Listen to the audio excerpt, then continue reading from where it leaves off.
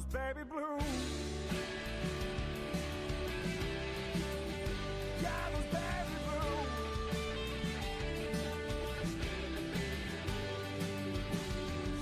A broken man without a path, a vagrant aimless without a mouth. Took 2 long breaths and just one more till my lungs couldn't hold another. For you and me,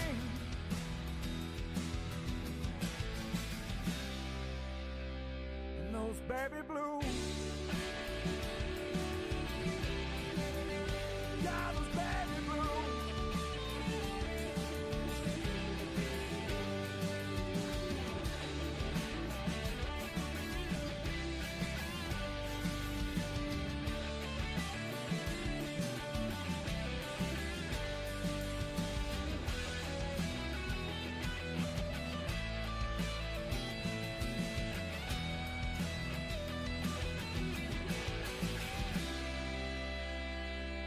Baby blues.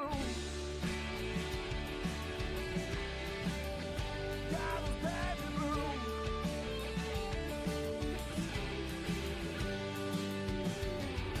A broken man without a path,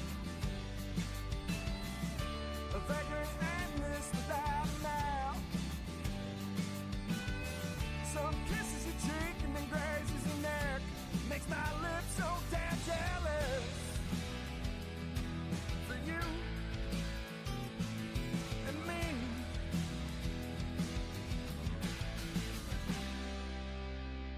and those baby blues. Yeah, those baby blues.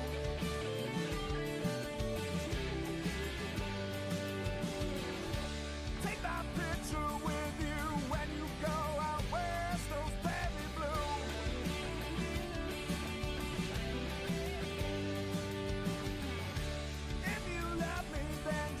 Say it with your chest, those baby blues.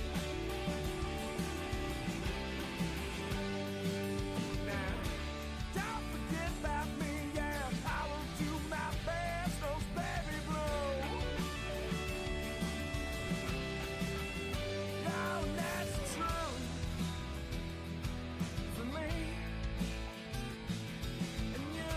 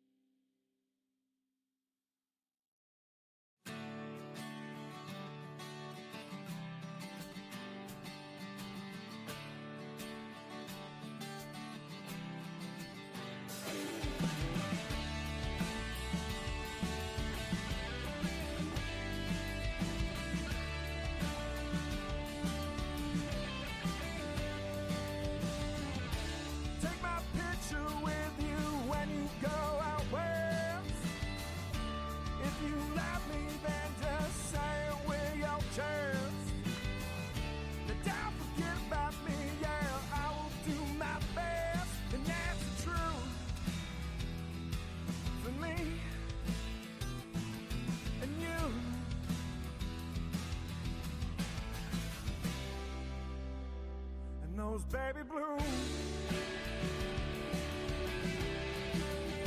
Yeah, those baby blues.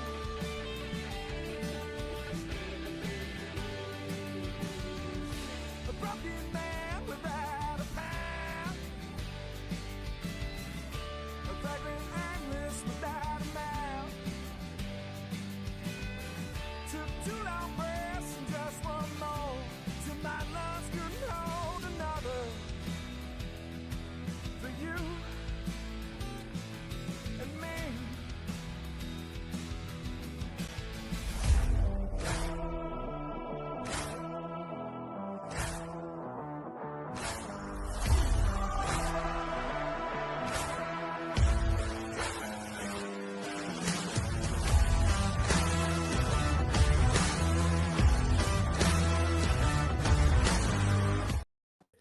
Yeah, what is up, 24/7 Buff Fandemonium? It is your guy Swank. It's Sunday game day at 11:30 a.m. That can only mean one thing. One thing. It's time for Sunday Sessions, the official pregame kickoff show of the Buff Fan Base Network. Joined by my brothers from other mothers right down south.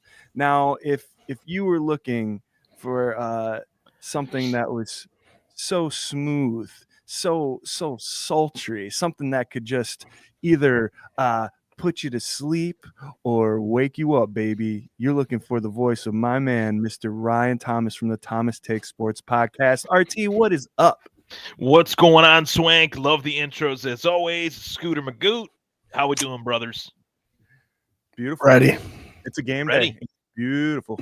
Right next to me, I think I got to start pointing this way now because my camera's been faced around backwards. So, my boy Scooter Magooter. Scott, what do you got on a Sunday? It's a 1:00 football game against AFC East rival. I love these games. I prepare different. I do everything different for these 1:00. So let's get her started. Sunday Sessions is going. Does that mean like when you wash yourself in the shower, you go counterclockwise as opposed to clockwise? That's how you prepare different? What's a shower? Guys, we love doing this show right when we do it because it comes out exactly when the inactives come out. And we have found the Bills PR, the official Bills PR X page has the best roster breakdown for your inactives. Here they are. They literally just came out as we went live.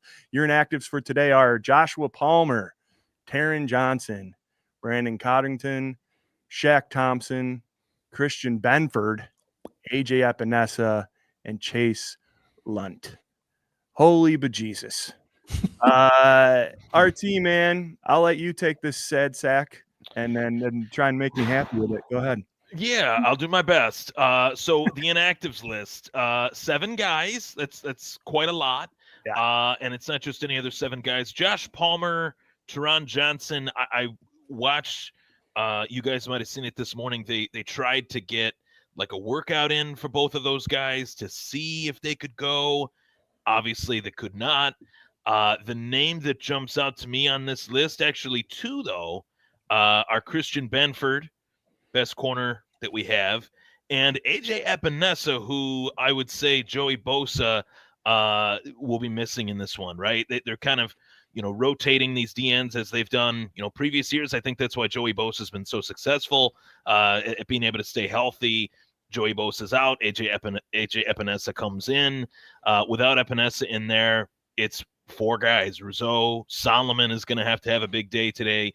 And Landon Jackson is going to have to really show something because he's inactive. He's been inactive for a vast majority of this season. He's a 3rd-round pick, rookie player. So definitely a guy that we need to show a little bit of something, along with a guy that's had a great, debut season, Joey Bosa, maybe having to do a little bit more snap count wise than what he has without Epinesa in the lineup today. Yeah, man. I'm not going to lie. Usually we have a pretty good idea of what this list is going to look like. And there's definitely some surprises on here. AJ Epinesa, I think they had said he was going to be out yesterday, I believe, or 2 days ago. So it's not so much of a surprise as opposed to the fact that Landon Jackson is active. I think is still more surprising to me than AJ being out. And I think this is only his 2nd game that he suited up for, if I'm not wrong. So, yeah, next man up, big opportunity to prove everybody wrong this game today. Scooter Magooter, man, what do you think of this list? It's scary when Maxwell Harrison is your top corner. Benford's out. I'm not scared. There's going to be a lot of pressure. He'll be on Waddle. I can tell you that much. And he impressed us, obviously, with the likings of having to cover Xavier Worthy. So I'm okay with that. But I don't like how depleted we are there. It'd be interesting to see who's starting the other side, whether it's Jamarcus Ingram or Jordan Hancock, someone like that. Maybe even Sam Franklin, the guy that's been done special teams. But that's a very interesting side. And we've always discussed, guys, the layers of how things need to happen. The front seven creates pressure, makes the defensive back job a lot easier. So it is a big day. Love what Joey Bosa did last week, Gregory Rousseau, but Landon Jackson has to show up. Our 3rd-round draft pick finally. He has to.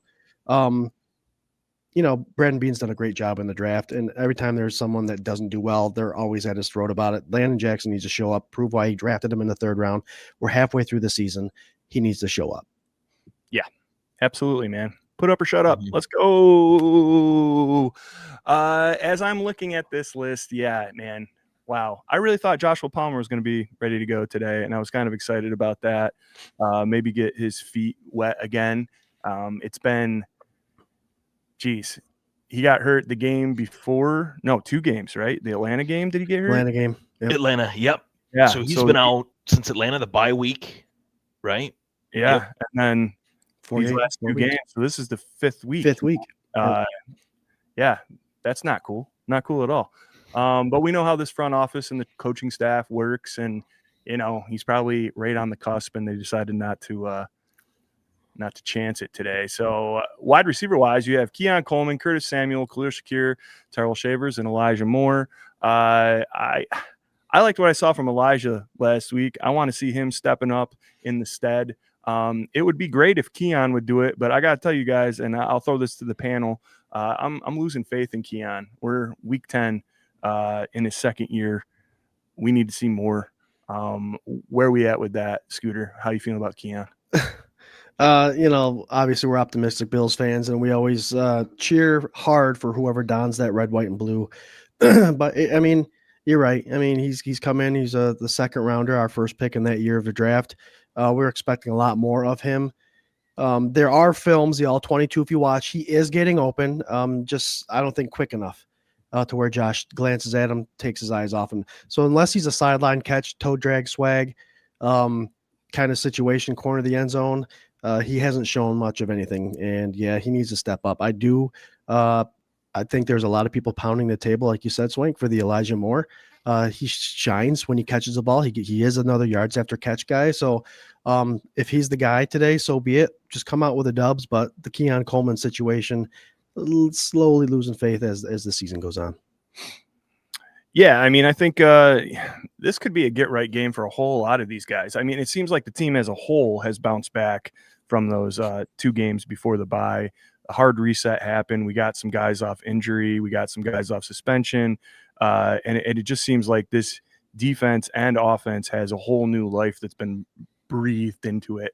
But now we're dealing with some injuries. So are we back kind of like where we were, or is this mindset enough to get us over the hump? What do you think, RT? Man, I think it's the ship is on the water. It's trudging along, but is everybody on board? Is everybody did everybody make the ship? Did people, not leave their hotel on time? You know what I mean? That's kind of where I'm at. And I think Keon is one of those guys that might be a little bit late to getting on the top deck. You know what I mean? And that's a little frustrating. When you talk about, Joshua Palmer and the fact that he's missed, 4 or 5 weeks now, you look at statistically, Joshua Palmer compared to Keon Coleman, Joshua Palmer's done almost as much with less games than what Keon Coleman has been able to put together, which is pretty startling when you really think about that. A guy that's been inactive, has been out of the lineup, has done almost as much as Keon Coleman has statistically. I think that they really did want to try to get a trade done. There's all these reports out there about Jalen Waddle, and they contacted the Jets about Garrett Wilson as well. I think there's a reason for that. I don't think Brandon Bean is too happy with the return that Keon has provided. And at one point, Sean McDermott wasn't either, because he benched him for disciplinary reasons against Baltimore week 1. So there's a lot of stuff behind the scenes that, we can only guess, but I would lead myself to believe that with just those little tea leaves there, that Keon is not on the list of guys that they're happy with right now. He needs to show something today and moving forward in order for them to change their minds. Yeah, 100%, man. Like we've been kind of talking about, this is a prime opportunity for a bunch of guys to step up that haven't had a chance to step up or haven't made the most of their opportunities to step up. Let's kind of get into what we think this game is going to look like today. Offensively, Scooter Magooter, what do you think these Buffalo Bills have to do to be successful against this bleeding, deteriorating Miami Dolphins team? It's a don't fall for it kind of game. Don't fall for the dumpster fire that is the Miami Dolphins. Come in with a game plan, no cute plays, just the basic stuff that we know the Bills can win games with, just their basic offensive gameplay. So let Josh be Josh. He is the owner or part owner of the Miami Dolphins at this point in his career. So just let him control the offense, spread the ball around as they always do. James Cook always has had recent big games here. So let James Cook, I know I'm being cliche by saying the offense is going to be good regardless, but just nothing cute, no turnovers, and just put the pedal to the metal. This is an AFC East division rival. Mark Maddox, our buddy of the show, friend, supporter of us, has always said these divisional games are the toughest ones. It doesn't matter if the team is 16-0 going against a team that's 0-16, it's going to be a tough game. So don't fall for it, Buffalo. Just go in and get the dub. Yeah, I mean, sound advice from the sound guy, Mr. Scooter Magooter. RT, man, what do you think? Yeah, I think Miami's got a lot to play for, and I know that sounds a little silly, given their record, but this is their second crack at us. The first game, was a win for us, but let's not, kid ourselves. There were moments where it was a little closer than what we would thought, what we thought it would be, and even score wise, it was close. If my memory serves me right, I think it was a 10-point game. So a lot has changed obviously in this season for Miami. They have not had a good year, but I do think that they're playing a little bit for pride, especially in front of the probably 25,000 people that'll be at this game, half of them being Bills fans anyway. So it's honestly, Mike McDaniel has a reason to get up for this one. The question is, will the guys on the field get up for Mike McDaniel? That's going to be kind of interesting to see that storyline play itself out, whether Mike McDaniel makes it another year or whether he is as good as gone on Black Monday. That's going to be interesting. From what I'm hearing, it seems like it's still up in the air, which kind of shocks me. You know what I mean? But we'll see. If you tuned in to the K-Gun Report this last Tuesday, which is Scooter and myself and Scooter's long-lost twin brother Jared's show that we air every Tuesday at 8:30 p.m., we had our good buddy Mr. Mark Maddox on, and the question came up about people quitting on their teams, people not putting forth effort, all that stuff.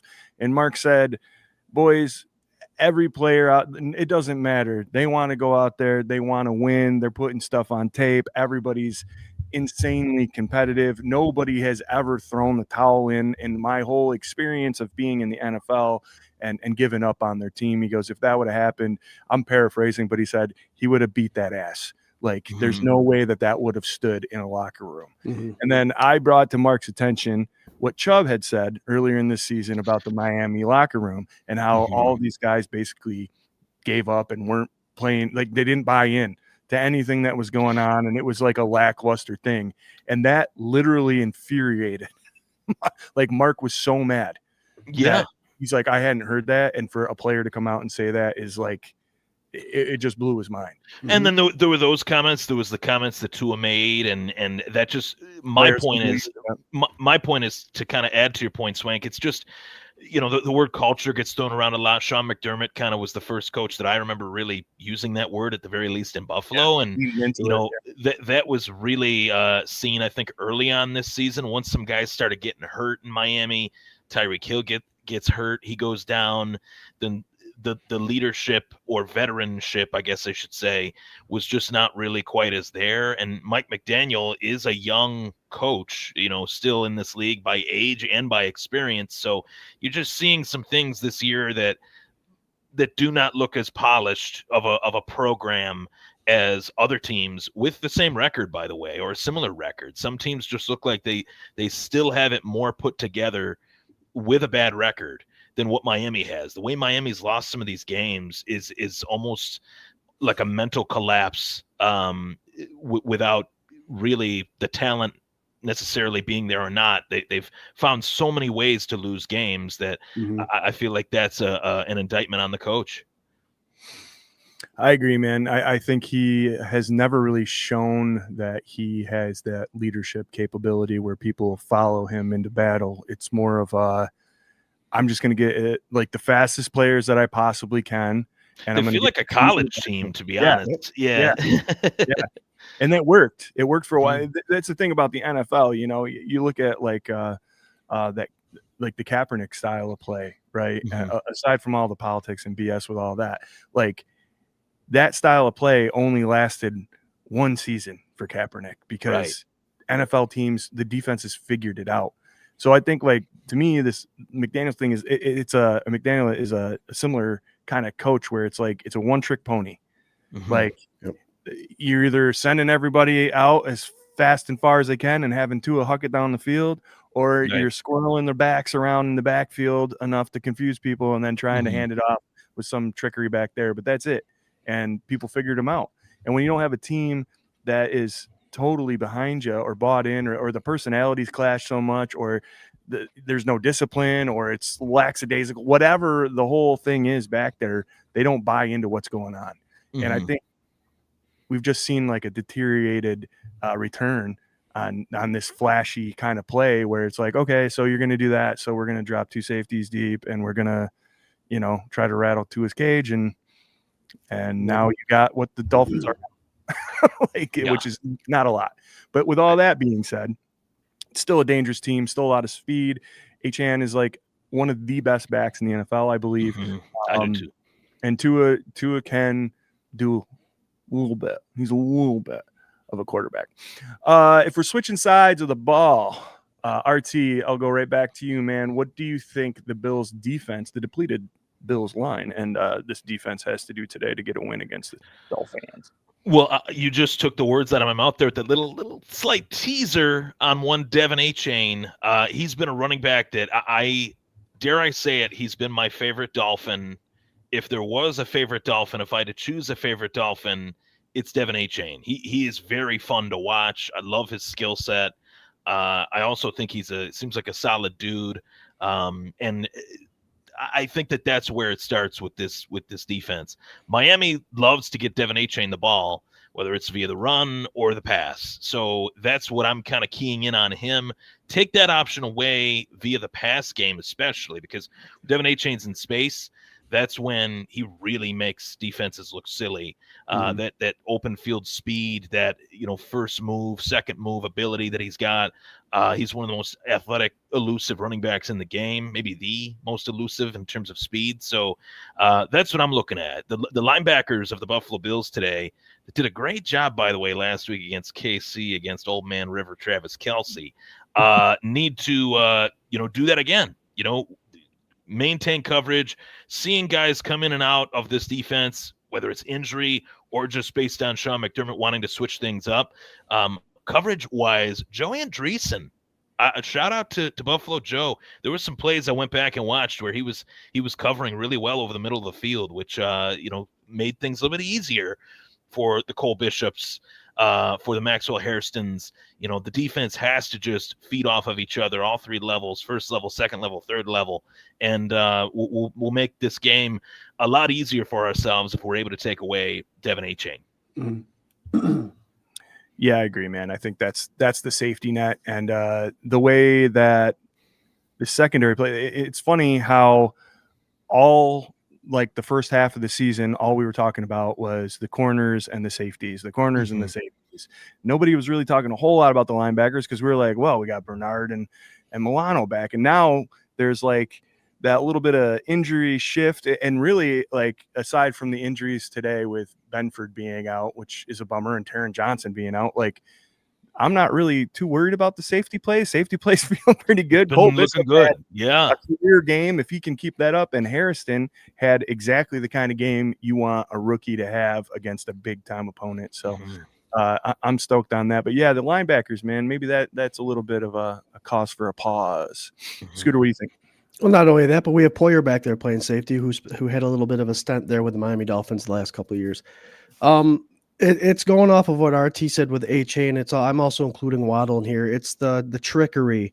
I think the key to this defensive success today is, Bishop and Poyer, maintain your deep zones. Don't get beat over the top.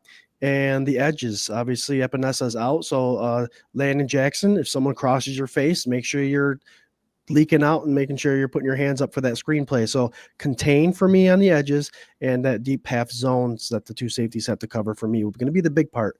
I think the defensive line also is one of those points that I think we're not talking a lot about, who is slowly getting better with the likings of Phillips coming in out of free agency, and Deion Walker, our surprise rookie guy that came in as a Tech 3, but looking like a D Tech 1. So I think if you contain the outside, keep everything in the middle, those guys can handle their business. And then if you take away that deep ball, Tua's going to struggle. He's going to have to go in that mid zone, and that's where our guys are going to be hanging out for some interceptions. So watch the trickery. They got nothing to lose, but make sure your zones and your outside edges there on the defensive line are taken care of. I like it. Guys, 553 of you tuning in live. Appreciate you so much. We are part of the Buff Fan Base Network. Super proud to be. And as such, are sponsored by 26 Shirts. Go to 26shirts.com. See what Del Reed and the gang got cooking up. Give them all your money. They've raised $2.3 million and counting for Western New York families in need. 26shirts.com. Check it out. Look good. Feel good. Spend good. Be good. I got a quick question for you guys. Is the Jordan Phillips that plays for Miami Dolphins, the rookie from Maryland, is that our Jordan Phillips' kid? I don't think so. No. Okay. Yeah. Okay. I saw that. I was like, two Jordan Phillips is playing. I wonder if they're related. There are so many guys in the league with the last name Phillips. It's like insane. Yeah. It's crazy. That'd be that's going to be a rattle the reads. It's going to be like the most active last names, common yeah. We'll put it all on Jerry. There you go. I'm guessing Swank isn't one of them. No, probably not. No. Guys, let's switch to the other side of the ball. Scooter Magoo, man, what do you think? What's this offense got to do to get a win today against this Miami defense? I thought we talked about that already. Oh, yeah, I'm sorry. We're cruising right along, Swank. Yeah, I'm cruising. Sorry about it. A little tired today. X Factors is what we're talking about right now. Scooter Magooter, what's your X Factor in today's game? I'll keep it on the coordinators. Like I said before, when we talked about our offense, don't do anything cute. Let's we've talked about wide receiver issues. So let's still try to hone in on not having a cute offense, but figuring out what this offense's identity is.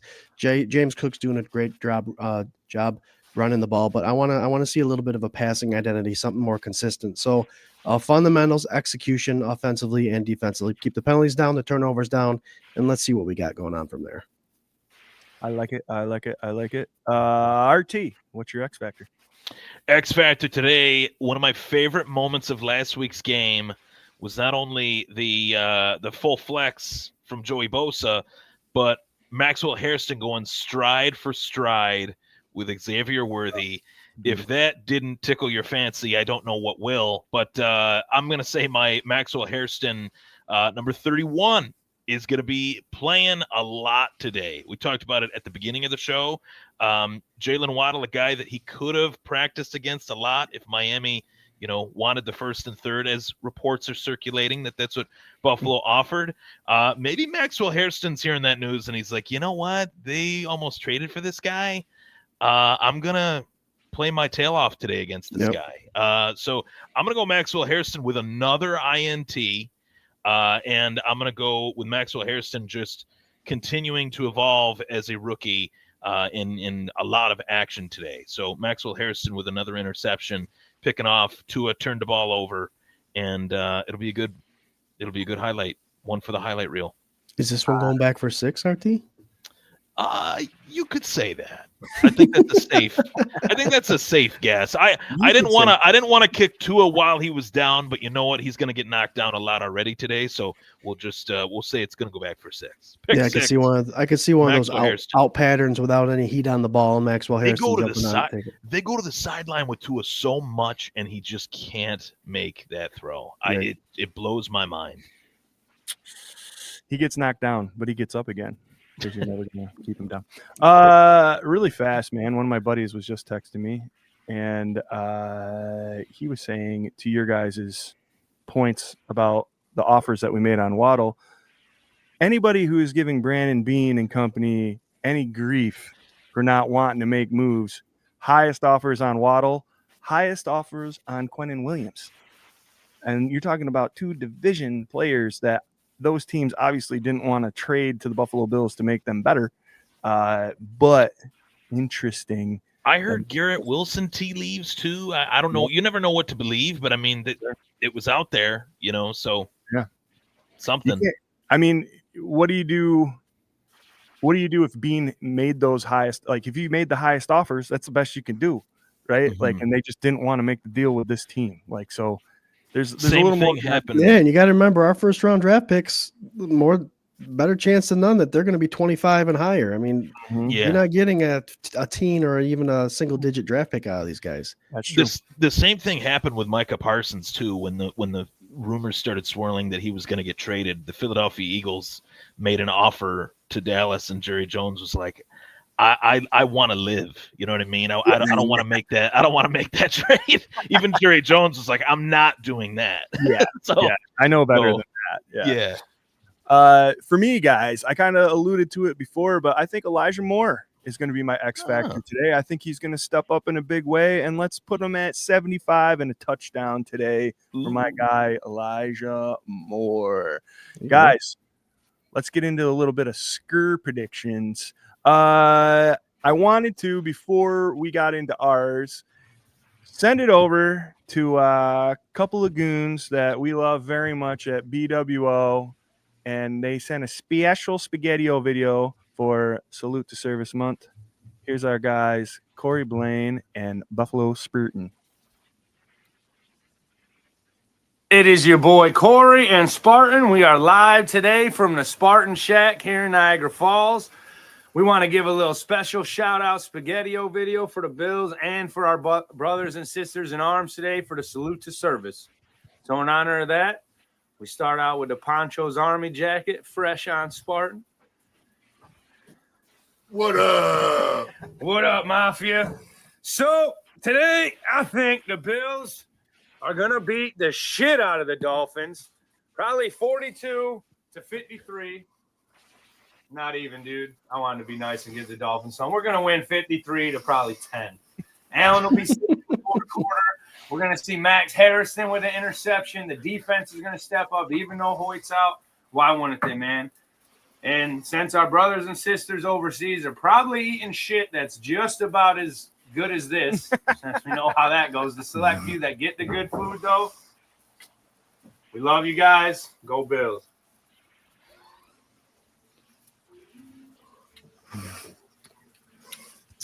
Oh, cold SpaghettiOs suck. You got all the meatballs. Mafia! Burn up. What is up, Bills Mafia? So those guys, there's those guys. Those guys are awesome. All of our friends and family and viewers that have served or are serving. Big up to you guys. So we're gonna kick that off with our score predictions. RT, what do you got for a score prediction, buddy? RT is going 38-14 Buffalo. And another jersey that I added to the collection, I got a rookie James Cook jersey. Nice. First, that was the first number 28, one of my high school numbers back in the day. So I thought, you know what, I'll throw that on. Let James Cook, let the 100 rushing yard day continue. And we know James Cook, Josh Allen loves to play well against Miami. James Cook loves to play well against Miami too. Squish the fish. And I do got to head out. Final thought. I'll just kind of add this in there, sidebar. Swank, Scooter, pleasure being on Sunday Sessions once again. And, of course, go Bills. Love it. CRT. See ya. Right over here next to me, my brother from another mother. He froze. See you later. Scooter Magooter, man. What do you got? I think the K-Gun report had 31-17, but I'm like, I get more confident as the week goes on. So I'm going 38-17. Buffalo, Josh Allen shines, offense shines, and defense does a good job today. So 38-17. Want me to throw in my final thought too while we're at it, or no? It's up to you. Yeah, if you want to do the quick dip, we can do that. The quick dip. I do want a special shout out to Sarah, Jared's Sarah. It's her birthday today, so happy birthday, Sarah. And of course, Jared's not feeling well, so that's how that plays out. But my final thought had a lot to do with the whole salute to service. I mentioned it on a K-Gun report. I'm not seeing a lot of it in the NFL games as we used to. So if that's I'm not sure what's going on there, but they deserve recognition 365 days out of the year and not just a month. But go on Facebook, our social media. We give a special shout out to the people in the military, and we want a list of names of everybody that's involved, just to give them a little recognition, say their name kind of situation. So salute to service, salute to all you guys that have served. Thank you for these rights and freedoms that we have to have a little podcast live stream, talk about a sport that we all love. And I love it. And thank you again. Hell yeah. Guys, 617 of you tuning in. Appreciate it. My score prediction for today is going to be 35-13. I don't remember what mine was on the K-Gun, but that's what it is today. I'm going to go up and fry me up some nice wangs for the game today and hang out with the wife and cheer these Bills on loud and proud, because for my final thought, as I say almost every week, we're past the halfway point, man. We only got a few of these games left. We're in prime Buffalo Bills contention right now. This team, Josh Allen, James Cook, the way we're putting this together, the way the defense is bounced back, like, be happy, be proud, and enjoy these games, because we all know that it can be taken away like that. So enjoy these games with your friends and family, and cheer loud and have a couple beers and go Bills. There you go. Special shout out to the Instagram followers that we can't get their comments out there. Patrick, Paulette out there, and Bobo, and CSOMS3. Thanks for joining. Go Bills. Go